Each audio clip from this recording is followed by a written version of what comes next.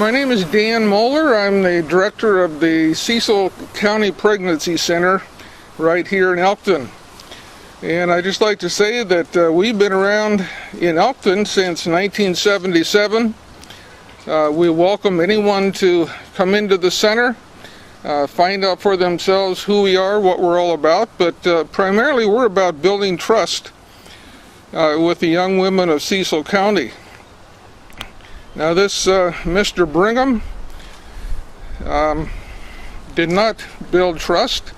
What he did, he had to deceive, he had to lie, he had to break the law, which seems to be part of the culture of death that he was a part of. Cecil County Pregnancy Center is part of a culture of life, and we're interested in partnering with Elkton and with everyone else in Cecil County to strengthen a culture of life. So we're over on Bridge Street. I encourage you to come on by between 10 and 2, Monday, Wednesday, Friday, and I'd love to talk with you. Thank you.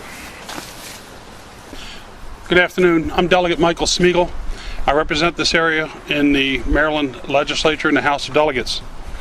I'm here this afternoon because I think it's important that we show that we as elected officials have respect for all life, even unborn life. The legislature is more worried about protecting the privacy of the abortionists than they are in protecting our women. We need to work to open up this process to the light of day. If the laws allowed you to know what was taking place, the atrocities that took place next to this courthouse never would have occurred.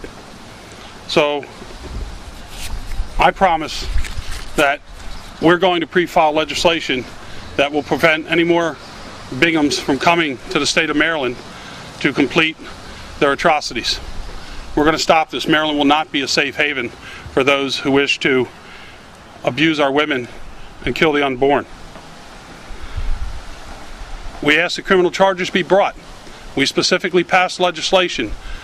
Democrats and Republicans came together and said, we're going to treat a fetus, if it is killed, as having been killed a life. And we allowed for prosecutors to use that.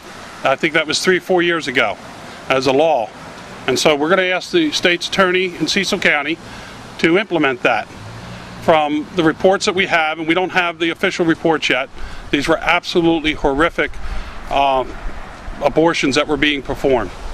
And they were late term, and to the extent that it violates Maryland law, then we need to have criminal prosecution as a warning to others that we will not tolerate this being done in the state of Maryland.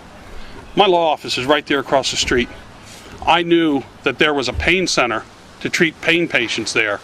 Nobody had a clue that these kind of horrors were taking place less than 100 yards away from the courthouse. And this is absolutely unconscionable.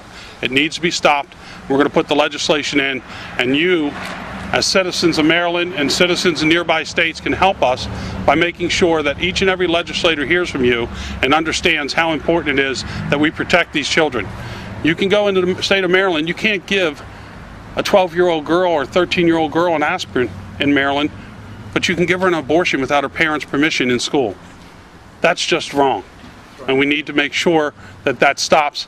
And this kind of incident is why we need to shine the light on what's taking place and not let these children have died in vain. So I ask for your support. Thank you all for coming out.